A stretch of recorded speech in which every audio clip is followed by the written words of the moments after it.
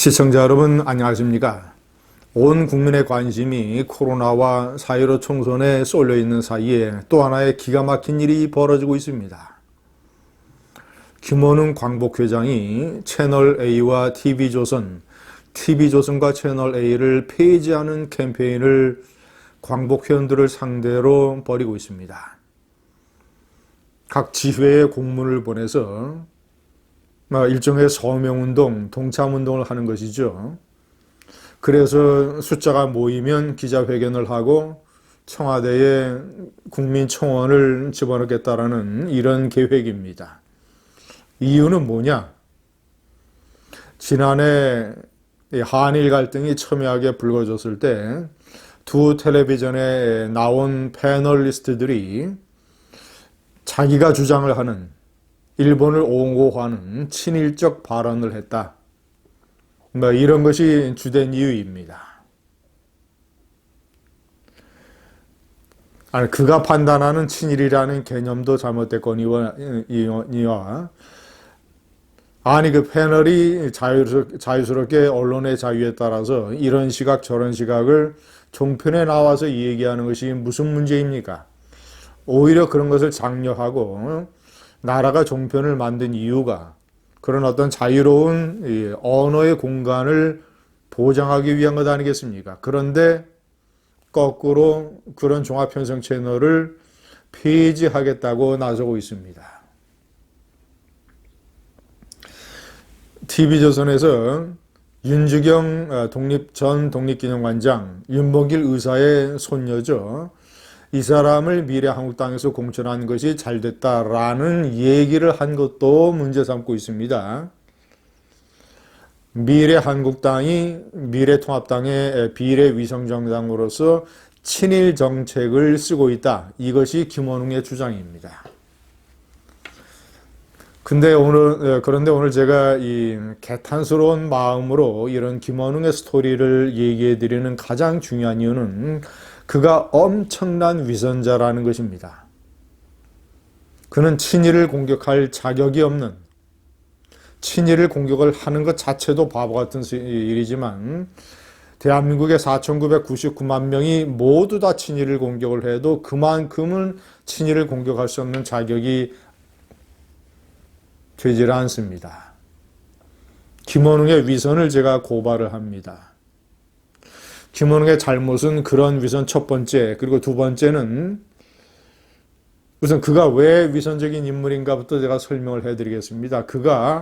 제가 다섯 번째 명기를 했습니다만은 50 신군부가 출범을 하니까 시대의 실세로 떠오른 50 권력에 아부하고 부역하고 협조해서 뭔가 출세의 길을 한번 열어보자고 해서 민정당의 청년국장이라는 간부 자리를 맡게 됩니다.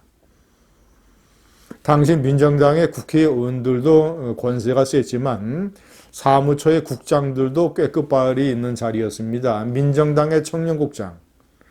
그러나 제가 4번에 얘기했습니다. 저거는 김원웅이가 신문 인터뷰에서 한 얘기입니다.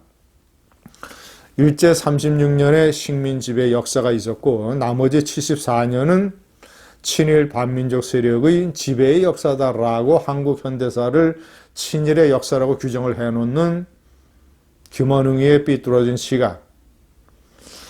저런 자신의 논리에 따라서라도 자신이 얘기하는 나머지 74년을 지배한 친일 반민족 세력의 가장 대표적인 정치 세력이 어떤 세력들입니까? 그의 논리에 따르면 이승만 대통령의 자유당, 박정희 대통령의 공화당, 전두환 대통령의 민정당 아니겠습니까? 그런데 그가 청년국장으로 봉직하고 부역했던 50 민정당이야말로 그의 시각으로 봤을 때 대표적인 친일정당입니다. 전두환, 노태우, 신군부가 권력을 잡았을 때 삼성의 이병철 회장은 자신하고 아주 친분과 교류가 깊은 세지마 류조 일본 이토추 상사의 회장에게 연락을 해서 당신이 군대 선배니까 전두환, 노태우 한국군이고 일본군이지만 군대의 선비니까 이 두 사람에게 격려를 하고 나라를 잘 이끌 수 있는 조언을 해달라. 그런데 당시 1979년에 엄청난 오일 쇼크로 인해서 1980년대의 경제 상황이 매우 힘들었습니다. 전두환, 노태우 두 장군은 이 경제 상황을 빨리 극복을 해야 어떤 정권의 정통성을 세울 수 있기 때문에 돈을 빌려와야 되는데 일본을 타겟으로 삼았습니다. 근데 일본에게서 어떻게 돈을 빌릴 것인가? 세지마루유조의 도움이 대단히 컸습니다. 그래서 한국 정부는 노신영 외무장관을 통해서 60억 달러의 차관을 요구했지만 일본 정부가 제안한 40억 달러의 차관으로 합의를 봤습니다. 아니, 집권하자마자 50 민정당을 세우자마자 난국을 타개하기 위해서 손을 벌렸던 나라가 일본인데 그 50 민정당이 김원웅의 시각으로 봤을 때는 얼마나 대표적인 친일 세력이겠습니까? 그런데 그 50 민정당에서 청년국장을 맡고 어떻게 해서든지 권력에 붙어서 출세를 해보려고 했던 자가 지금 그 세력을 포함을 해서 74년에 이승만, 박정희, 전두환 정권을 모두 친일 반민족 세력이라고 얘기하고 지금의 미래통합당과 미래한국당도 공격을 하고 있고 TV조선과 채널A도 폐지해야 된다라는 캠페인을 벌이고 있습니다.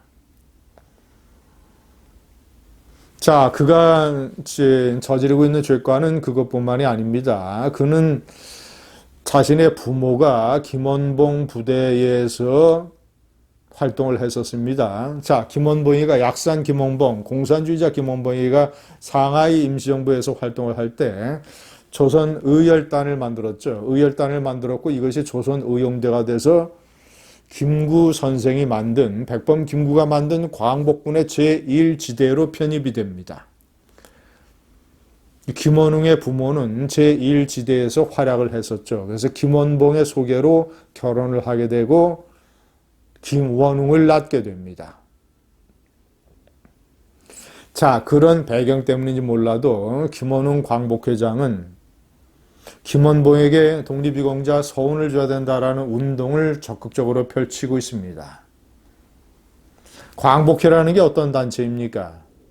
1895년 명성하우 시에서부터 그러니까 국권이 강탈되기 시작한 그런 시점서부터 1945년의 국권 회복까지 50년 동안 일제 권력과 싸워서 순국하거나 부상하거나 아니면 여러 가지 고초를 겪어서 독립유공자로 서운된 사람들과 그들의 유족으로서 연금을 받는 사람들, 이런 사람들로 구성된 단체가 광복회입니다. 광복회의 회원은 4천여 명이 됩니다. 이런 좌우 이념의 문제와 아무 상관이 없는 일제와 맞섰던 순수한 독립운동의 선열들을 기리는 단체 광복회의 회장이 된 사람이 그는 대의원 선거에서 이종찬 전 의원을 꺾고 광복회장이 됐습니다.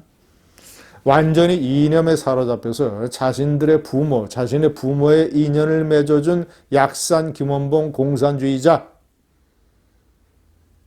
광복군 부사령관 자격으로 1945년 해방 이후 환국했다가 주장에 따르면 이 친일 경찰들의 어떤 취조나 이런 것을 견디지 못해서 월북했다고 주장하는 사람. 그러나 월북을 해서 김일성 정권에 봉직하면서 검찰총장에 해당되는 검열상을 맡고 노동상을 맡고 6.25 한국전쟁 때 전쟁 지휘부에서 중요한 역할을 했던 김원봉. 그런 김원봉을 독립유공자로 서운해야 된다라는 죄과도 동시에 짓고 있습니다.